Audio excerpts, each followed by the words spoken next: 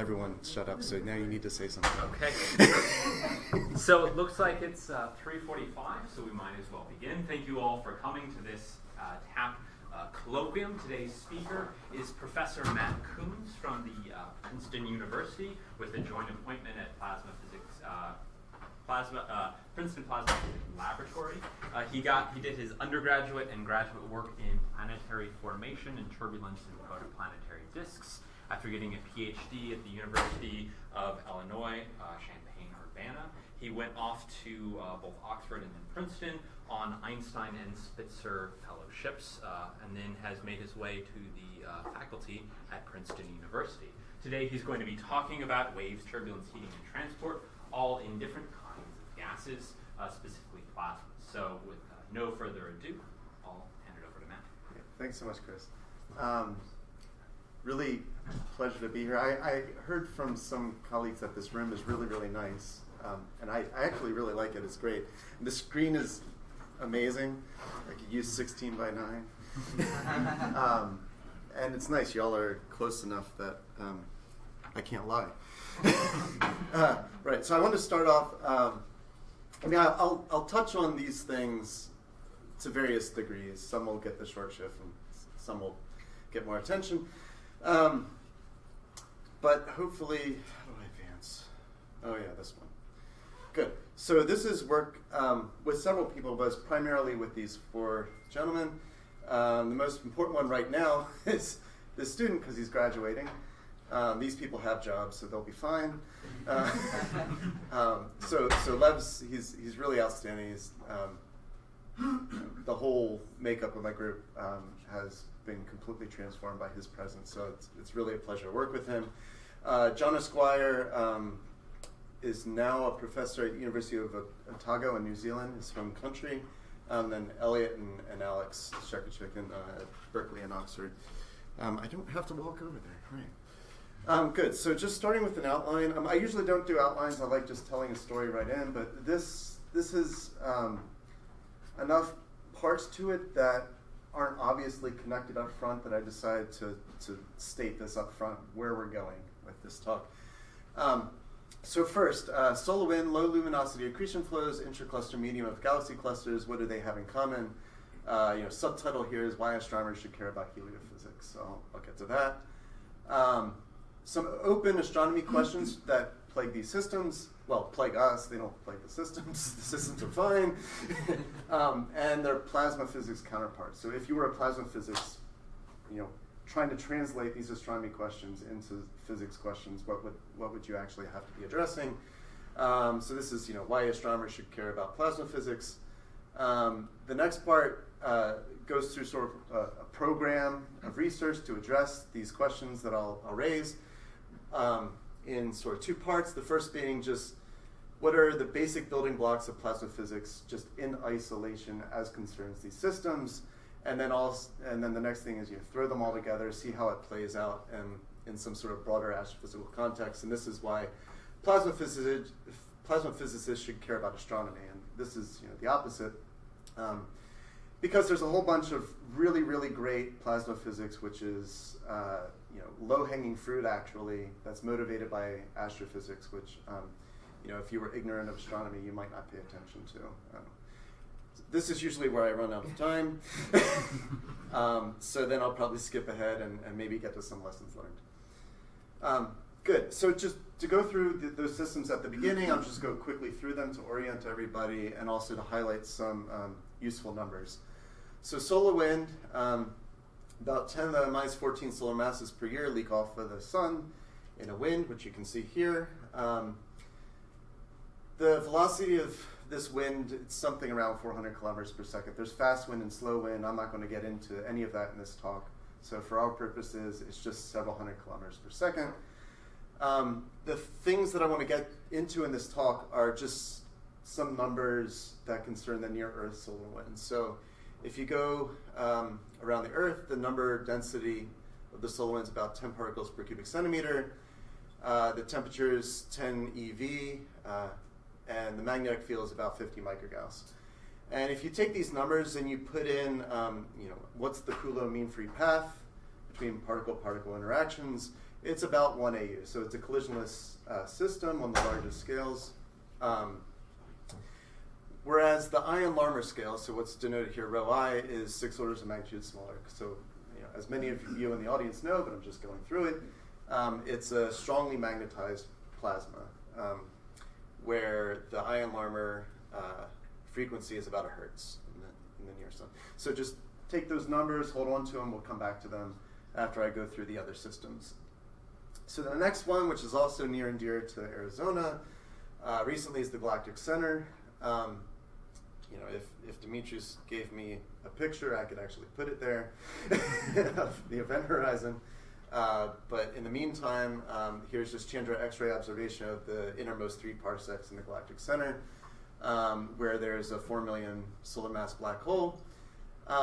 So to give the size of this some context, the Bondi radius, or the accretion radius, where the sound speed is the escape speed, or vice versa, is about 0.1 parsec. And then if you go down to the horizon scales, that's about 0.1 AU. So just to give you some kind of feeling for the numbers involved. Just like we did with the solar wind, I'm not going to be concerned with what happens near the event horizon. You've got people to do that for you here. So I'm just going to concentrate on what happens in just the bulk of the accretion flow. So to just take some numbers, if you go out to the Bondi radius, these are number densities, temperatures, and magnetic fields, which are inferred in the system. I'm not going to dwell on these too much because what is going to be important for this talk is taking these and, like I did on the last slide, translating them into something that you can actually do some plasma physics with. So dynamical times are something like 100 years at 0.1 parsec. That's just an orbital time. The ion-ion collision time is about 20 years. So you can see right here that on, right around the Bondi scale, so right around where you're accreting the gas, it's barely collisional. You go in any further than this, and it starts becoming more and more collisionless. Again, the gyro time is about a second. So you can drive an ion-Larmor orbit about 2 hours, right? So, but this is a parsec type system. If you get within 10 Schwarzschild radii of the black hole, the dynamical time is tiny, which is causing issues right now with the observations, the interpretation of the observations, and then this causes problems for plasma physics, right? The ion-ion collision time is 200 years. So it's extremely collisionless, well-magnetized system, just like the solar wind. And the last thing that I'm going to mention is galaxy clusters. So here's just a typical cluster of galaxies. You see all these galaxies in the optical. What you're not seeing here is so a galaxy cluster is something like 10 to 14 to 10 to 15 solar masses. 84% of that roughly is dark matter, so that's what you're not seeing. What you're actually seeing in optical is just a few percent of that mass in the form of galaxies. And if you have X-ray eyes, you see the intracluster medium, which is a 1 to 10 kV plasma that's emitting in the X-ray band through Bremsstrahlung emission. That comprises the remaining percentage of the mass, so something like tens of percent, like 14%, 15%, something like that. And I've put the numbers up here again, in terms of pure physical numbers. The temperatures, like I said, are 1 to 10 keV. Number densities, it's very dilute. And we think the magnetic field is somewhere around a microgauss, which is typical for galactic magnetic fields also. Recently, we have a number from a satellite which died after giving us a number. So this is the X-ray calorimeter, which told us that typical turbulent velocities in a nearby relaxed cluster, which is similar to this type of cluster, are something like 160 kilometers per second. Why that's important is this is a Mach number of about 0.1.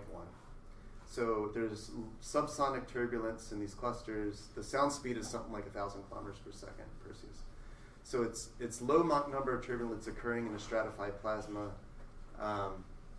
which is just sitting in the potential well of dark matter. There's also radio emission near the central dominant galaxy, which is eating all of this intercluster plasma and spitting some of it back out. I'm not going to go into it at all. It's just to give you some scale in mind. That these are some radio lobes that have been projected. Right, so take those numbers, translate them into things that a plasma physicist might care about, like a dynamical time, which is something like 100 million years. The ion-ion collision time is a fraction of that, but not a small fraction. Right? So this is, again, kind of like the galactic center around the Bondi radius. There's only about a factor of 10 to maybe 100 between the mean free path and the size, sort of the outer scale of the turbulence or the gradient scales of the temperature profile and things like that. And once again, the gyro time is just ridiculously small. Here it's 10 minutes. The iron armor orbit's about the size of Jupiter. So you could picture particles gyrating around magnetic fields on the size of Jupiter sitting in a megaparsec cluster. So this is one thing that makes plasma physics almost ignorable in a sense that, that's just so small scale. But the rest of the talk is going to be about how that small scale feeds back on these larger scales. I don't know why I'm holding this, it's just comfortable. Okay, so like I've already said, these space and astrophysical plasmas, they're all strongly magnetized, weakly collisional. I've put them up here just so you can see who takes the cake for the largest scale separation between typical gradient scales and the ion Larmor scale. Here I just put the solar corona because some of you might be interested in that. I'm not going to talk about it at all, but it also fits into this sort of weakly collisional, well-magnetized category. Good. Right. So despite the strong magnetization with the ion Larmor scale, which is tiny, tiny, tiny, all these plasmas have high beta. You might not consider one high, but I talked with some fusion people, and so this is high. So solar wind, ICM, Sagittarius star, around the Bondi radius. Take those numbers, put it in plasma beta. So the energetic content in the thermal motions divided by the energetic content in the magnetic field is large. So 1, 10, 100. Maybe if you go to galaxy cluster outskirts, it might be 1,000 or 10 to the 4. We don't really know out there. And why this combination is interesting is that this state of matter, even though I've motivated it being widespread in the universe, it's extremely poorly understood. So if someone asked me, I want to write down a set of equations to describe these systems short of Vlasov-Maxwell, I could not give it to you without saying, well, yeah, but, yeah, okay, but. So we lack a predictive theory for how it responds to perturbations, how it transports momentum and energy, how it generates and amplifies magnetic fields. And the rest of this talk is going to be about some highlights of a program trying to go after addressing these things. Right, so I couldn't say this any better in words, so I just wrote it here, so I'll read it to you. So these kind of topics, like I said here, how things respond to perturbations, how you transport momentum energy, how you amplify magnetic fields, they're foundational to the scientific study of plasmas. If you like plasma physics, these just have intrinsic interest as being just basic plasma physics. But these topics also have extrinsic interest in the sense that if you actually address them, you can impact on our understanding of a wide variety of space and astrophysical systems. So what I'll try to do in this talk is to go back and forth between the sort of intrinsically interesting things and why they might be extrinsically interesting to someone who doesn't really care about plasma physics but needs it whether they know it or not. Good. So here I just put several. I said I would come to some Astro questions. So here's just a hodgepodge of some Astro questions. So in the intracluster medium, why do we measure microgauss fields? So this is just a dynamo problem. There's some issues concerning non-thermal support in the cluster, which ties into cosmology. So clusters are used as cosmological probes. And you infer sort of the mass function of galaxy clusters. But for that, you need to make a number of assumptions. And if there's any non-thermal support, like turbulence, or if the ion and electron temperatures are different, you can confuse the mass estimates of clusters. The origin and sustenance of things called radio halos is not fully understood. And there's this pesky thing which some people claim that they've explained, which is the absence of cooling flows. The thing is glowing in the X-rays, so it's losing energy, so it should be cooling. But the amount of mass which is actually observed to cool is less than you'd expect. So there's some kind of thermostat in the system. So these are some major questions in intracluster medium. In the solar wind, we don't fully understand what produces the velocity distribution function of particles, what shapes them. The problem there is that in isolation we understand a lot of things, but the solar wind's highly nonlinear and highly dynamic, and a lot of things are going on at the same time to influence how the particles distribute their energy. So that gets complicated. That's also tied into these other questions of how the solar wind is accelerated, how the corona and the wind is continuously heated by the turbulence, which is playing around with these velocity distribution functions. So these are just some basic questions as concern the solar wind. And for black hole accretion flows, namely low luminosity ones like at the Galactic Center, we don't really understand exactly why the mass accretion rate is so sub-Eddington, orders and orders of magnitude below the Eddington limit. So this is usually spoken about in terms of radiative inefficiency, that the liberated gravitational energy just gets evected into the black hole, or maybe the liberated gravitational energy goes into the poorly radiating ions, and so then it becomes a question of radiative efficiency about how you partition this liberated gravitational energy into your ions versus your electrons. And also just what magnetic fields are near the Galactic Center, how they get there, how they get amplified. So all these are just fundamental astro questions, which one can point to an observation for each one of those that motivates it. But unifying all these are just basic plasma questions. So, reconnection, dynamo, how heat is transported, how momentum is transported, what's the nature of Alfvén wave turbulence, how does all this interact with various instabilities that are in play in these systems, and most notably, at least for some people in this department who have been worried about Event Horizon Telescope business, ion versus electron heating.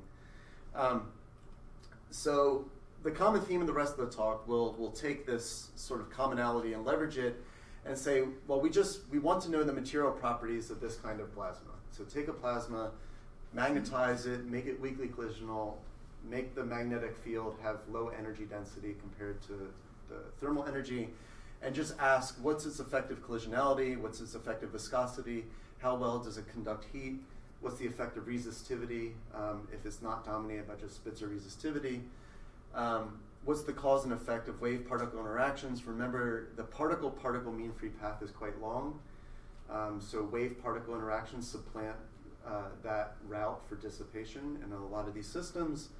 And if you were to summarize all of this, it's really about how microphysics talks to the macrophysics in the system. And so that's what I'm trying to go after. Right, so this will be the last little bit of prerequisite material for the talk, which is just focusing on two things that make answering these questions extremely difficult. So one is field bias departures from local thermodynamic equilibrium. I'll explain exactly what I mean by that. Another one I've already touched on, but I didn't actually explain too much why I'm really excited and interested in high beta. And it has to do with how how energetically weak magnetic fields, the fact that they're energetically weak, interplays with this first one. So first I'll just explain what I mean by field bias departures. So suppose I have an isotropic Maxwellian velocity distribution function of my particles. So this would be just standard fluid dynamics, right? I've got a bunch of local Maxwellians. There it is in math form, and here it is if you like pictures. Right? So these are contours if I just projected this distribution function onto some axes of Vx, Vy. And what I want to do is thread such a plasma with a magnetic field. So I've done the same thing over here, just here's a magnetic field direction, B hat. And one can erect a local coordinate system where there's a velocity space coordinate along B and a velocity space coordinate perpendicular to B. Of course, there's another velocity space coordinate in this direction perpendicular to B. And then I want to write my Maxwellian distribution in this coordinate system, which would be e to the minus v parallel squared over some temperature, which characterizes this width, and then e to the minus v perp squared over v thermal squared, and that v thermal squared would characterize this width.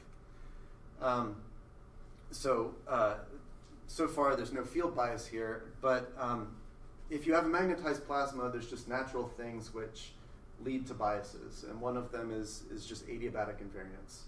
So if I have a particle which is executing Larmor motion about a magnetic field, and I dilute that magnetic field, the Larmor orbit of that particle will just adjust to maintain the same amount of flux through its orbit. You can think about this a variety of ways in terms of angular momentum conservation or something like Lenz's law. But in any case, the point is that if I change the field, I change the perpendicular energy of the particles. There's also something called a bounce invariant, which is if I have a particle bouncing back and forth in a magnetic bottle, there's some periodic motion associated with this. And so there's an adiabatic invariant associated with the conjugate momentum to that periodic motion. So what this means schematically, using the pictures that I had before, is if I start with some Maxwellian, isotropic Maxwellian in this V parallel V perp coordinate system, and say I decrease the magnetic field or I increase the magnetic field, under adiabatic invariance, the distribution function will become oblate or prolate. And this just comes from, this is called mu conservation, this is called J conservation. And instead of having isotropic Maxwellian with a single temperature, you would describe it by a two-temperature Maxwellian, which has different widths along the field versus across the field. So I understand that this might be familiar to many of you in the audience, so thank you for letting me belabor the point, because it might not be familiar to everybody, and I didn't know who my audience was, so I hope you enjoyed the pictures. Right, so the nice thing about this is you can actually, it's not just theoretical construct, you can measure these field bias distortions directly in the solar wind. I think I'll start on the right. So this is from a review article by Randy Marsh. These are sort of slices, like I've been drawing, of velocity distribution functions in the solar wind at a half an AU down to about 0.3 AU, which is, I think these are from Helios, right? So that's why it's 0.3 AU. And you can see that these cross sections aren't just circles, right? So they appear to be oblate, and lo and behold, they're oblate with respect to the magnetic field direction, which I've highlighted here by this dashed line. So you can see that the temperature across the magnetic field is larger than the temperature along the magnetic field just by the shape of the contours. There's also things like, here's like a beam. There's a population of particles out here with large velocity along the magnetic field. I'm not going to talk about beams in this talk. I'm going to just concentrate on the difference between this direction and this direction in the distribution function. So like I said, you can sort of quantify this by a T perp, perpendicular temperature, and this a T parallel, a parallel temperature. And you can also use Helios measurements to look at T perp over T parallel as a function of either distance from the sun, so this is like 0.3 AU from the sun to 0.9 AU from the sun, or in terms of plasma beta, because plasma beta generally runs from low to high as you go away from the sun. And you can see that, so one here would be an isotropic Maxwellian, and you can see at no time do you just have a perfectly isotropic Maxwellian plasma. I won't actually get into what these lines are. They have to do with the fact that the solar wind is non-adiabatically heated, which is a separate talk, so I'm not going to get into that. Right, so this is just to emphasize how much you can learn from the solar wind if you're interested in weakly collisional astrophysical plasmas, which you can never measure. There's just a huge amount of spacecraft, most notably recently Parker Solar Probe, which I think has made 3 passes of the sun now. I don't know if this number has been refined at all. 9.86. Yeah, okay. You can also measure turbulent fluctuations down to kinetic scales. And so even though, the intracluster medium, there's 12 orders of magnitude between the ion Larmor scale and the mean free path, you'll never be able to see that. But you can see a turbulent cascade from some large scales all the way down to ion Larmor scales, and even possibly just barely down to electron Larmor scales. So it's incredibly powerful laboratory for studying plasma physics. Good. So I define what I meant by field bias departures, and then we come back to this high beta. So if you just write down the force equation for a plasma, which is non-Maxwellian, which has this bias in its thermal pressure.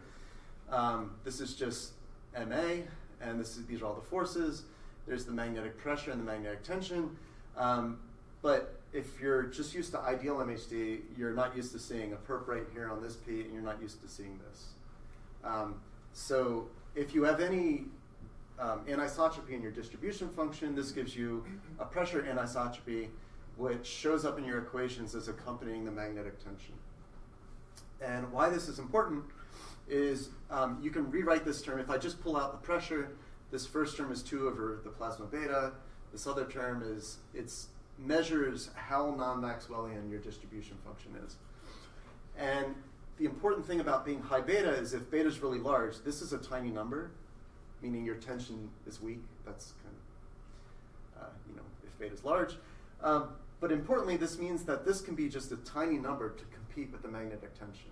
So, if you want to do MHD in these systems, you necessarily have to worry about this because this is already a small number. So even 1% changes in some of these systems, 1% distortions in the distribution function means that these non-Maxwellian features are dynamically important.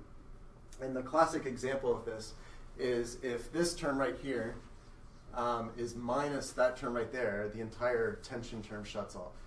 And this is, so the magnetic tension is exactly nullified by this if it's negative and equal to that. So in that case, there's no restoring force for your alphane waves, and you get something called a fire hose instability. Good. Right, so this is what I just said in words, but with this cute little drawing on the side. So if I have a distribution function which is prolate in the field parallel direction, and it goes beyond some kind of threshold, which I just mentioned, this serves as a free energy source for the plasma, and that plasma generates something called the fire hose instability, which tries to regulate the distribution back into these stability thresholds. If you don't know about fire hose, there's a reason it's called fire hose. It's just if I took a fire hose and I cranked up the sort of the ram pressure of the water in the pipe, and the pipe wasn't made of steel, it would flap. If I just kept cranking up the parallel pressure from the water. There's also an instability on the opposite side for when the distribution has more perpendicular energy than parallel energy, called the mirror instability. It's a bit more complicated because it has to do with some particle resonances. But the point is that on ion-Larmor scales, you get these bubbles in the magnetic field where the bubbles get blown out and particles get trapped inside of these bubbles. So, like I already said, these instabilities feed off the free energy stored in the pressure anisotropy, and in so doing, push the plasma back towards local thermodynamic equilibrium. So normally, in a collisional plasma, you rely on collisions to push you back towards local thermodynamic equilibrium. In a collisionless plasma, it's the actual kinetic instabilities that do this job.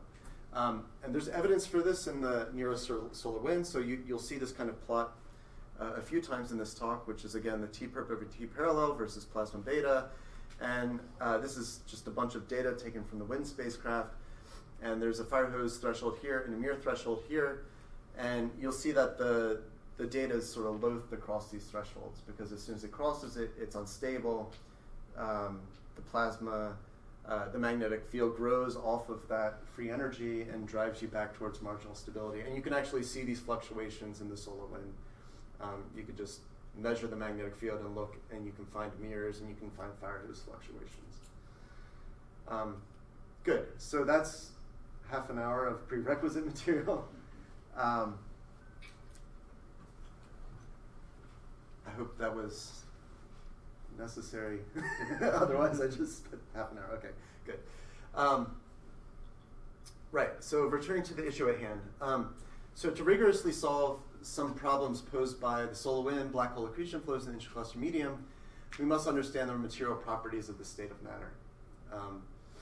So namely, how do departures from local thermodynamic equilibrium in these systems and the microscale kinetic physics they induce, like these instabilities that I just mentioned, affect turbulence, transport, heating, and thus global dynamics? So, what's the interplay, but also what is just the detailed connection between this microscale physics and things like how efficiently momentum can be transported. Right, so like I said in the overview at the beginning, one can take two approaches to this from the standpoint of a theorist. You can just focus on basic building blocks of plasma physics and in isolation and subject them to whatever you want to in your little toy box and see how they respond. So you can look at wave dynamics in isolation. You can look at wave-particle interactions, things like collisionless damping and isolation in these systems. You can look at non-equilibrium kinetics and instabilities and just understand those ingredients like really, really well. And this has some advantages. It's a prudent approach. It's reliable and usually get converged results because you can really flex the numerical muscle on these isolated problems. Of course, you're missing the larger context and the guidance on applications. I really like this quote from this Real Life of Sebastian Knight, this Nabokov book, "The breaking of a wave cannot explain the whole sea." So yeah, you can go digging down on these fine details, but then once you actually apply them to a turbulent system, you can't be guaranteed that they're actually going to hold. Or you could just go full out and just throw in the kitchen sink, and you'll learn something, but it'll be harder to figure out what the hell's going on. So what you get is usually fascinating. What constitutes, quote, frontier science you'll get on the cover of Nature or whatever for doing the first this or that of some system. There's a hungry audience in the sense that if you do the first simulation of this kind of turbulence, you'll get a ton of citations down the line. But it's just not very satisfactory, right? Because you might have done it, but you didn't really understand it. Actually understanding what's going on is quite complicated. So I love this Kubrick quote. If you can talk brilliantly about a problem, it can create the consoling illusion that's been mastered. So I can show you some beautiful movies and wax lyrically about it, just like that. But you might believe it. I can sell it, but I don't really understand it just by throwing in the kitchen sink. The problem here is that this realism is greatly limited by computational expense. What I went through at the beginning of the talk was these enormous scale separations. You'll never get that in a computer, which is the usual thing that plagues theorists, but you can't even approximate that scale separation in most cases. So you always have to have some sort of sacrifice. So the first part of this last half of the talk is going to be about the first approach, and then the second half will be about sacrifice. So we have a hybrid kinetic particle and cell code. Hybrid kinetic just means that the ions are fully kinetic, but the electrons are a fluid. That's the first bit of sacrifice. It's incredibly computationally expensive to go after a lot of this high beta physics with a full mass ratio. So you can either do a paraplasma or a mass ratio of 8 or something like that, or you could do a mass ratio of infinity, which is what this is. So kinetic ions, fluid electrons.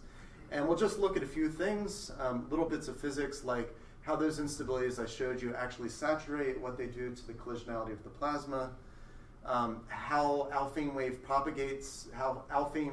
propagate in such a plasma, how sound waves, what a plasma physicist calls ionacoustic waves, dampen such a plasma. And this will drill down on some of the missing physics when you just do MHD. I won't talk about reconnection, but if you're interested in reconnection in the context of these plasmas, I have a few thoughts that a student and I put into print in Journal of Plasma Physics recently. Good. So the first step in this program of research was, okay, there's these instabilities. If I was mirror, they're very easily triggered in these systems. They're observed in the solar wind. They're observed to regulate the pressure anisotropy. If you don't like thinking about pressure anisotropy and you want something physical, it's a viscosity. So these instabilities are going to affect the viscous stress in your system.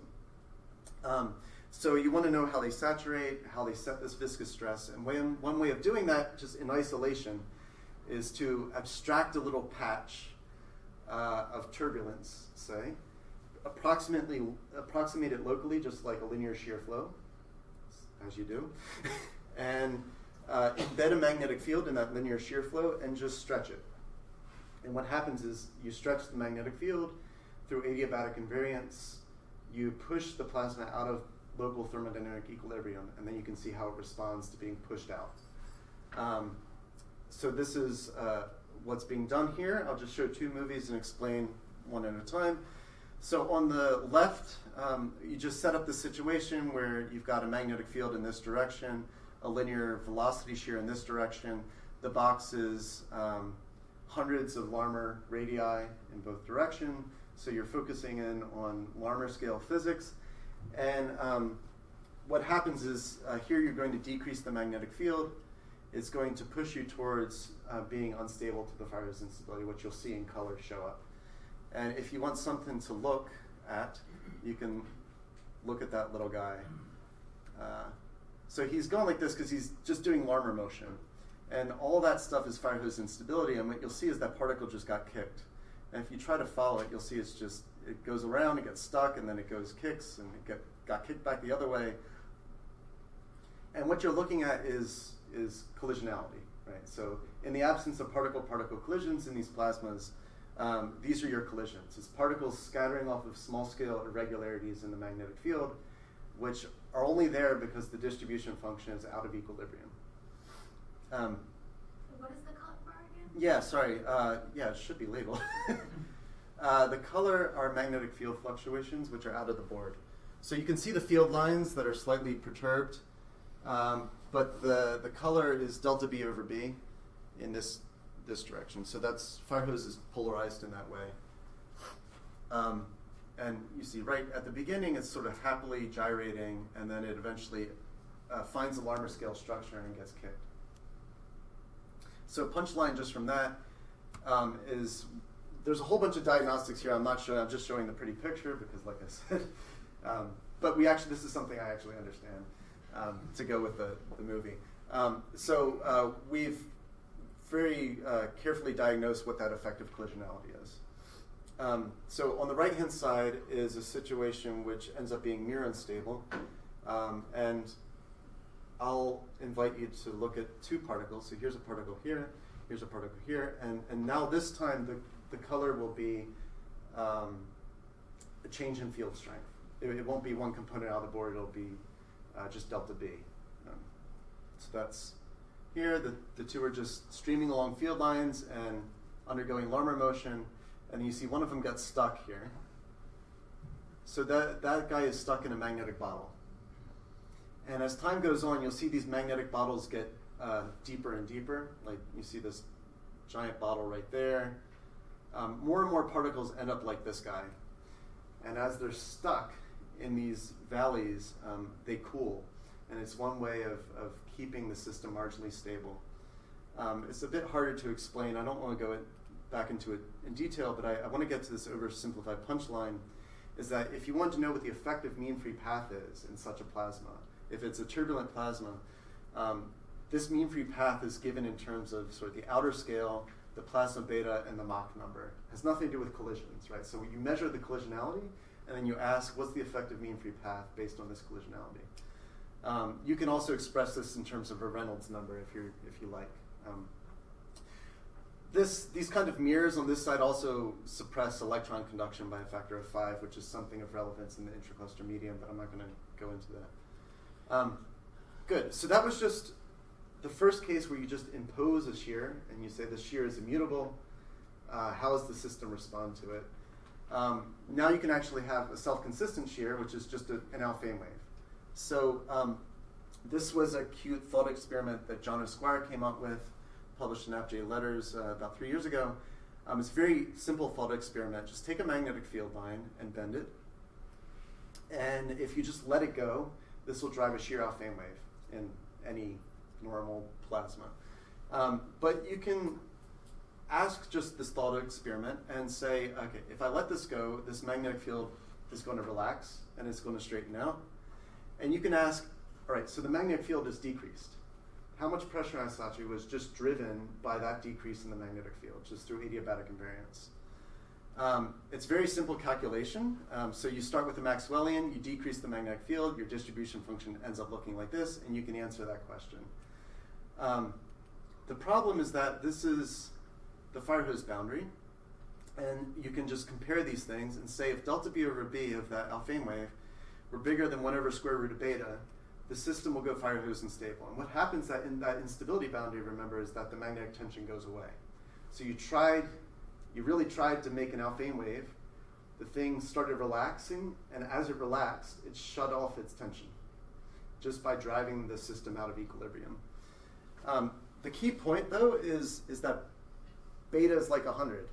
So square root of beta, 1 over root beta is 0.1. So it's something you might consider just linearly, like a linear Alfvén wave. It's a small amplitude Alfvén wave. Has nonlinear physics that kicks in and changes the wave. So I'm going to just illustrate that. First of all, a lot of you know what a Alfvén wave looks like, so I don't need to prove that I can simulate an Alfvén wave, but I will just because it just orients you.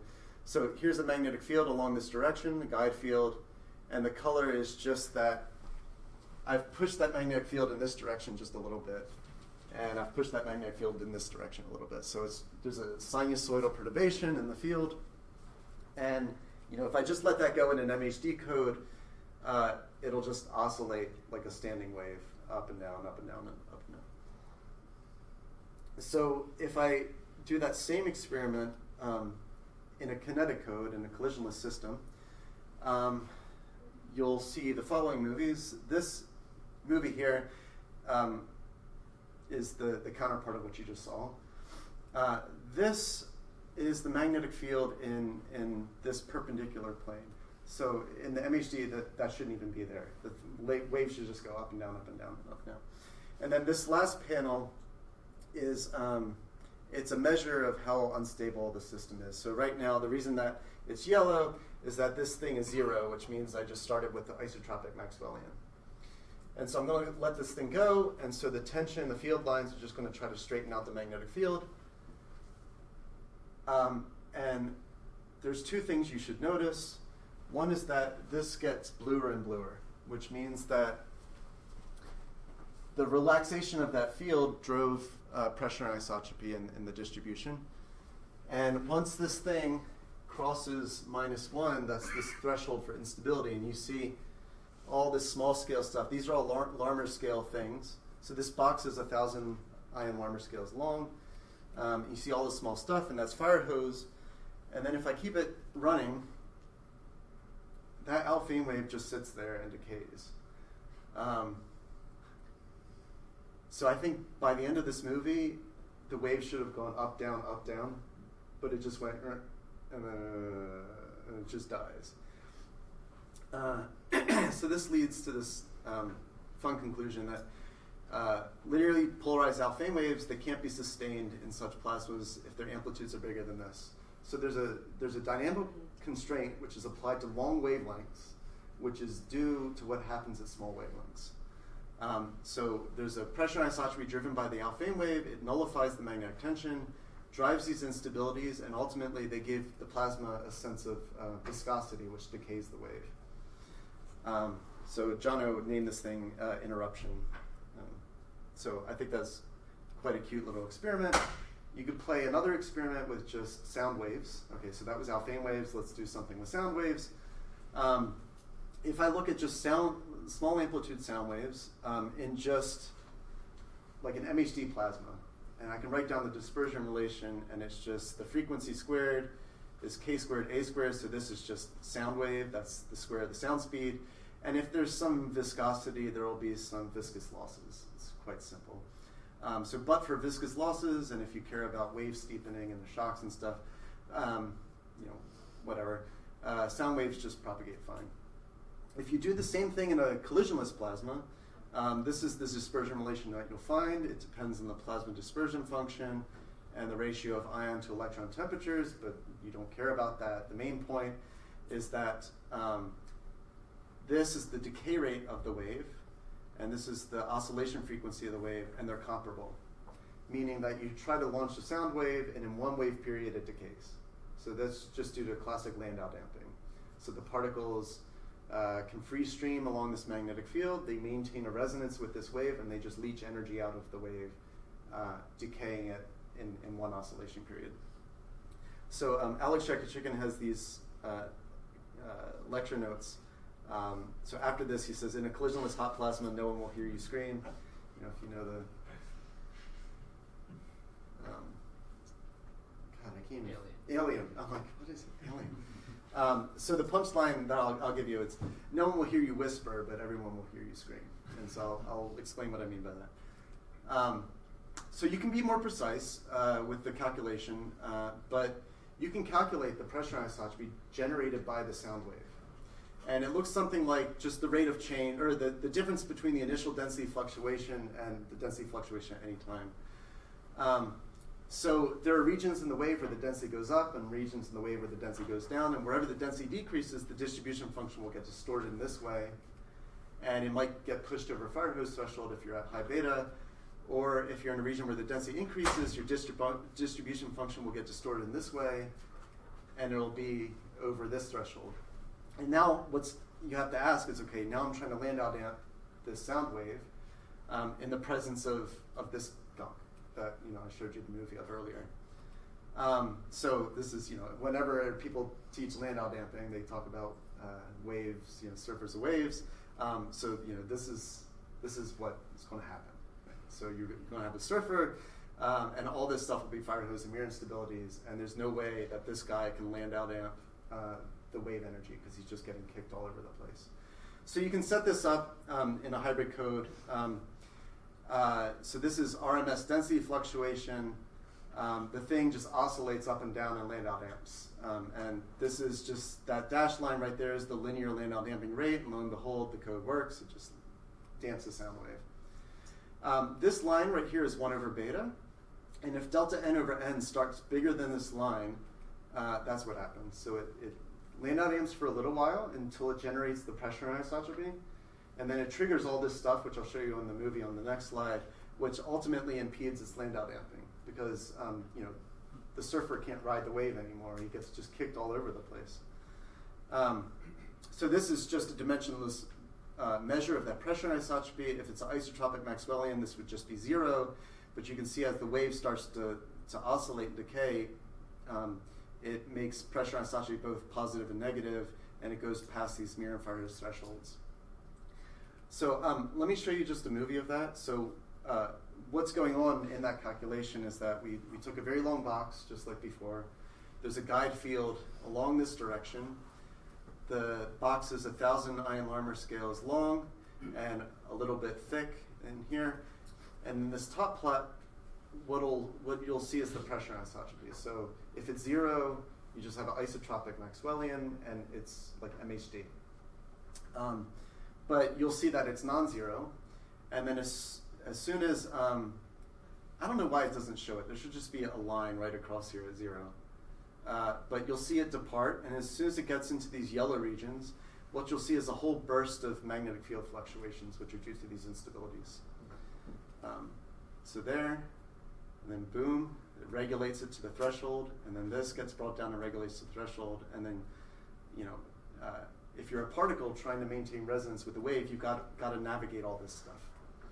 And so the particles are just getting trapped either in these mirrors or they're getting scattered off of all this stuff. It happened kind of quick, so I'll play it again.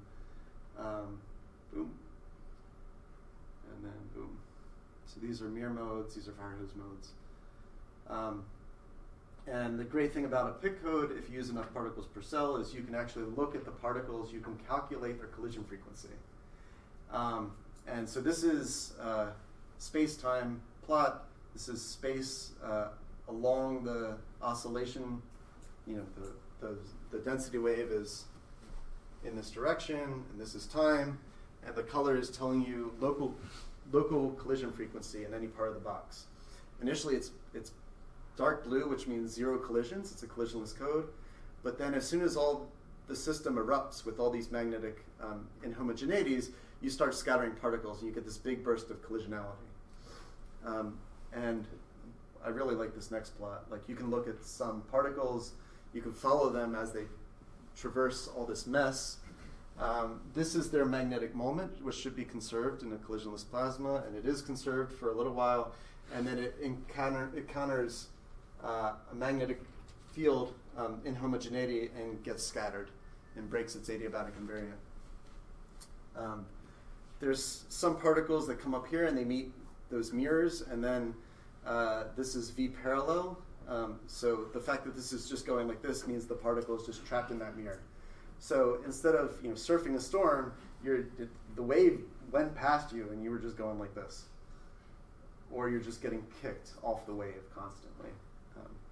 So it's pretty neat. I'm going to skip this. So acoustic waves or sound waves don't efficiently land out amp if their amplitudes, it turns out, if they're 1/beta.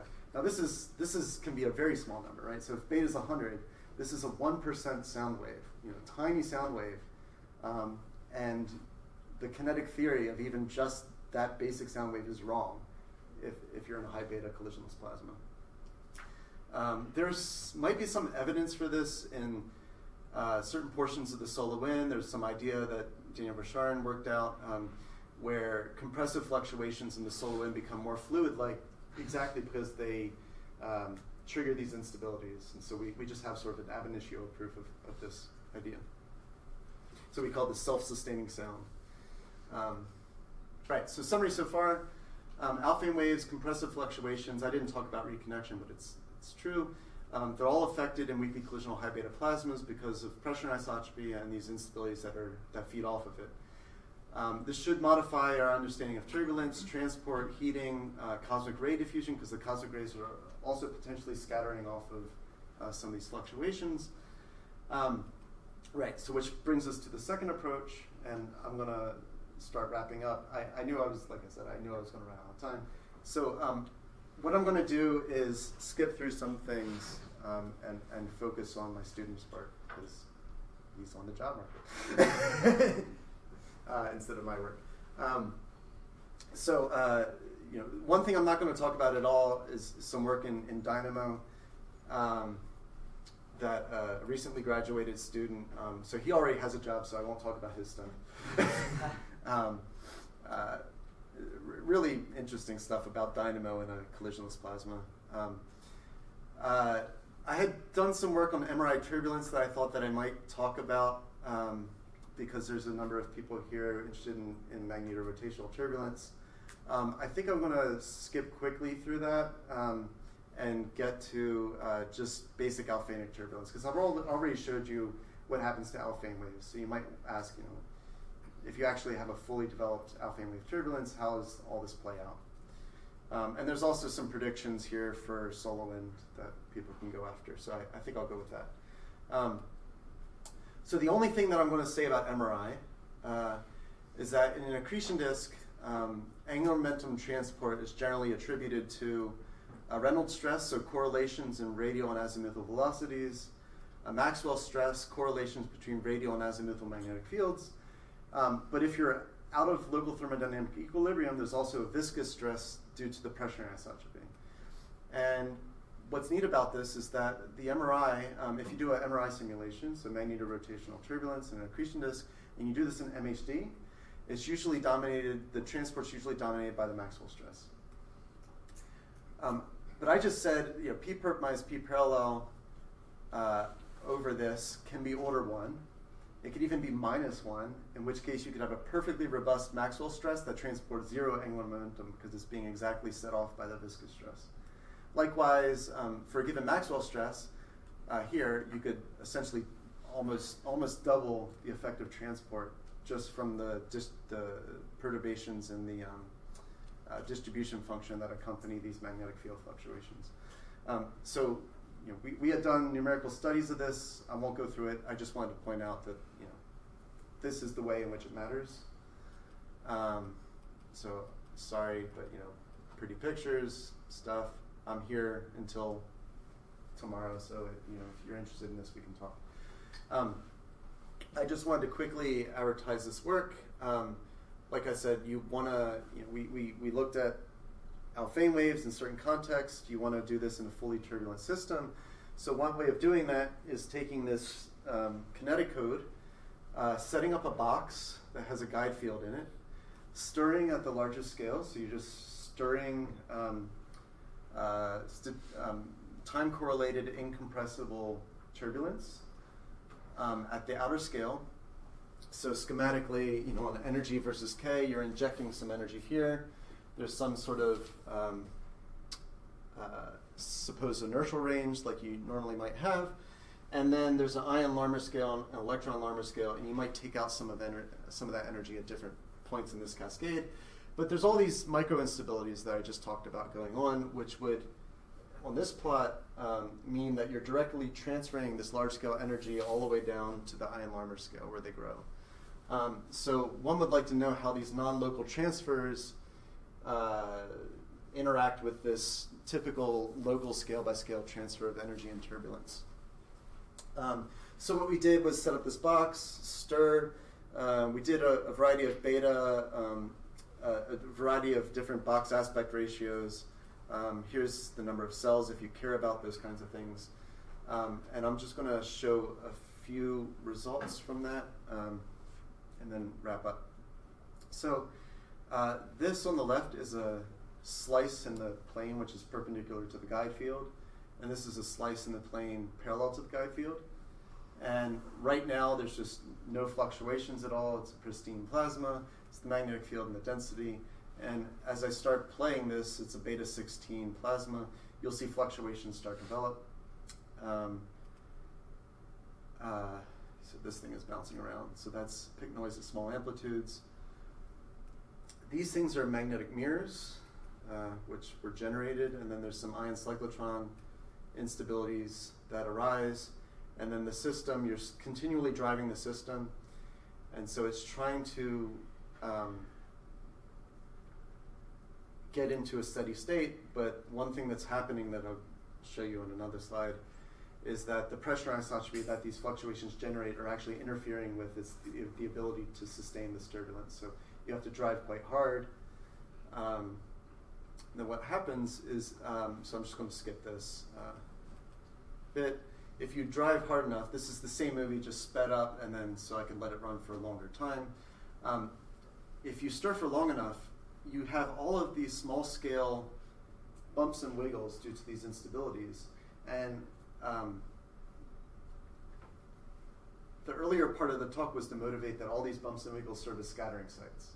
So now you have all these scattering sites of wave-particle interactions, which are just all over your box, and eventually it ends up just like MHD turbulence. Not because of particle-particle collisions, but because the particles are just scattering all over the place because these mirrors and fire hoses, and you just revert to MHD-like behavior. So I think I'm going to skip this. I'll come back to it if anyone asks.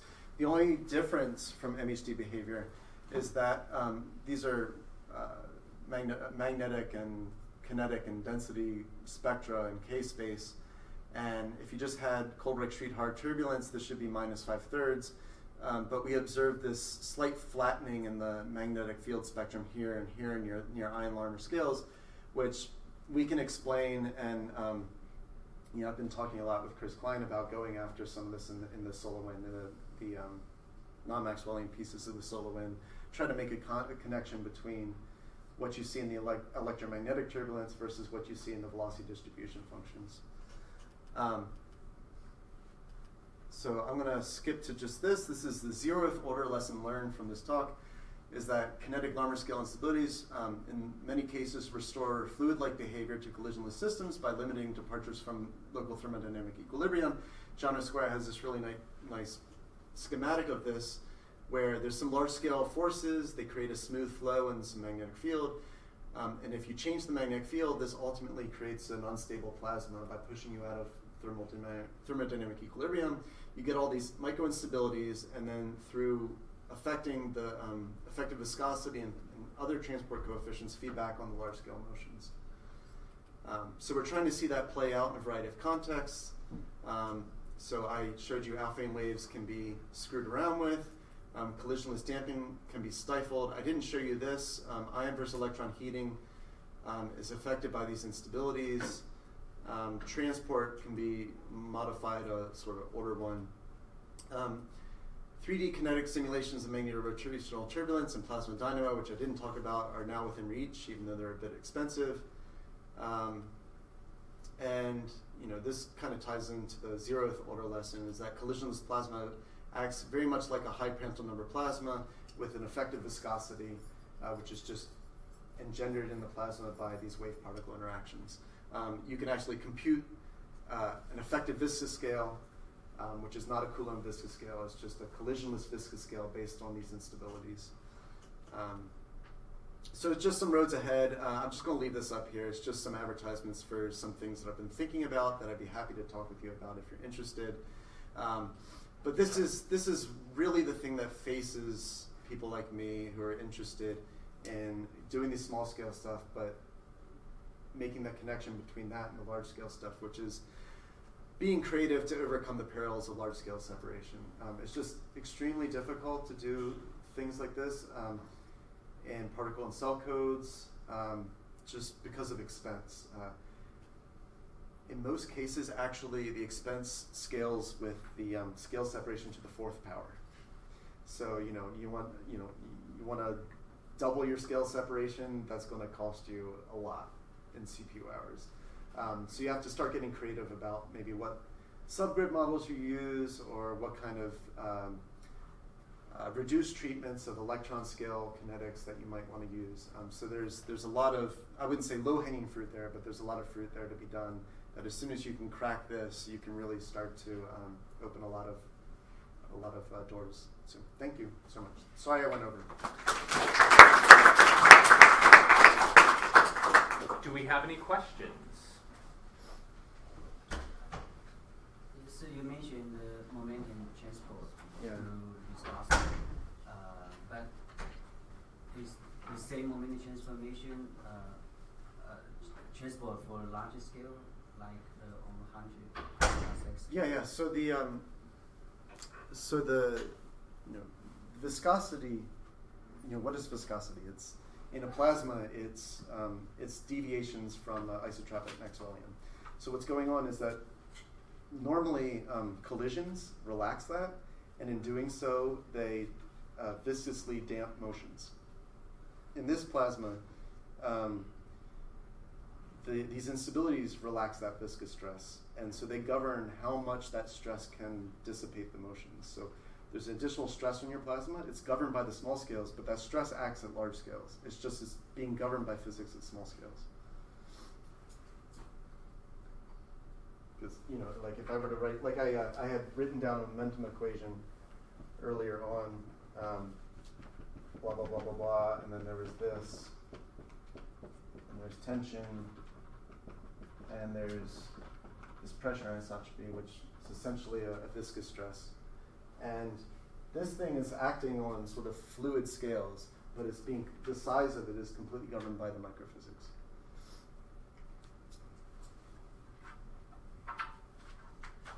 I just read now the third line when you mentioned the effect of the instabilities on cosmic ray diffusion. Can you just say a few words? Yeah, sure. So there's two.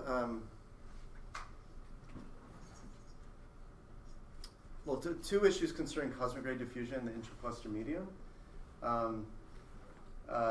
Concerns how those particles are reaccelerated and how they diffuse. And so one of the models for cosmic ray reacceleration in galaxy clusters invokes a cascade of fast modes to really small scales where the cosmic rays can interact with the fast modes and get accelerated. And partially what goes into that theory is that these fast modes transit time damp on the cosmic rays. And I'm not so sure if that can actually happen because there's all these scattering sites all over the place. So there's something I can go into there. There's also something where these ion Larmor scale. So if I just plotted a spectrum, here's the ion Larmor scale. If I just plotted, this is not working. If I just plotted a spectrum of these fire hose fluctuations, it looks kind of like this. And so there might be about a factor of 100 to 1,000, depending on the scale separation of the problem, where these fire hose fluctuations live. So if I had a cosmic ray whose Larmor scale was like right here, like say 1,000 times bigger than the proton Larmor, it'll be interacting with some of those fluctuations and scattering. So you can, there could be a way in which these small scale instabilities help scatter cosmic rays in the intracluster medium. I know I didn't actually explain any of that, but you asked me to mention, Yeah. so I mentioned. Okay, let me get Yeah, okay. It hasn't been fully worked out, by the way. Yeah. So you didn't say too much about MRI, but for people who perform accretion disk simulations using LMHD, Yeah. do you think that is there any hope that maybe you can use simulations like the ones you perform to somehow inform how one could do mimic essentially what you're doing in an ideal MHD simulation, or that one should actually change the entire approach essentially completely, abandon ideal MHD or do something else? So I wish I could advocate just abandoning ideal MHD. Right. So we did these shearing box simulations of MRI turbulence. This is just eye candy while I talk to him. Right. So we did shearing box simulations of MRI turbulence.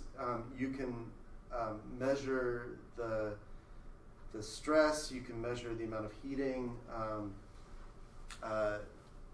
What you find is that it's on large scales, it's remarkably MHD-like. Like if you look at the energy spectrum, you get the same energy spectrum as you see in the highest resolution MRI shearing box simulations, down to the Larmor scale, and then below the Larmor scale, you get a kinetic alpha wave cascade, just like they observe in the solar wind.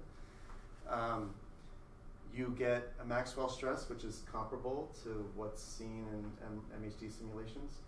There's an additional viscous stress from here, which effectively multiplies the transport by 1.5. So if you care about 1.5, Is that the difference in the pressures you're saying? it's just that this p perp minus p pel, it's roughly pinned at the mirror threshold, which makes this b squared over 8 pi, and then you multiply this, so it's a factor of 1.5. So if you care about 1.5, then you care about plasma physics. If you don't, then it's an MHD-like thing. The non-MHD-like things are, we do see particle acceleration, so non-thermal particle acceleration, so our ions end up with a kappa distribution, which would change the emissivities that you would calculate. And we can also say something about ion versus electron heating, but I'm not, these things aren't, they're not converged to my satisfaction right now, so I wouldn't say. But we have also done, there's a really great grad student at Berkeley, Philip Kemsky, who's working with Elliot Quader and me and John Esquire, did a bunch of Brzezinski MHD simulations of MRI and to compare.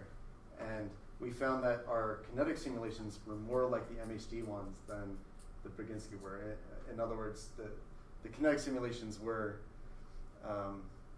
they looked like a very high Prandtl number MHD system. What I'm nervous about is this is all a consequence of the fact that our scale separation is like 300 or something. Like that if you went to 3 million scale separation, that it might look different. So that's the thing I don't know. Any other questions? Yeah. Are you saying that for high beta plasma, the sound wave is less lambda damping, correct? Yeah, that it's less damped than it otherwise would be. For high beta plasma, like a slow wave usually lambda damping very fast. Yeah. But for high beta plasma, you should see more slow wave. Do you expect to see more slow wave or slow shock? I would think that I would expect that you would see more than you would think. Yeah. So if you have, suppose you have a constant source of generating these waves, and you could formulate this as sort of a Langevin problem where you stir fluctuations and they dissipate, and the difference between the stirring and the dissipation sets the steady state level. I would say, and I have evidence, but I didn't show it, that the steady state level of these fluctuations is higher than you would naively think, because the dissipation is actually lower than you would naively think. Yeah. In other words, the Landau damping is attenuated. So we see solar wind, most of fast wave, the slow wave, Uh-huh. slow shock, very seldom to see in solar wind. I think in the bulk solar wind it's the opposite. Yeah. In the bulk solar wind, we see mostly slow. Not in the shocked solar wind, but in the slow wave and the slow shock especially. yeah. So in the slow shock, yes, but in the generic solar wind, we see Oh, mostly yeah, I'm slow. not- I won't comment on shocks. Yeah. Okay. With that, let's thank the speaker one more time. Thanks so much.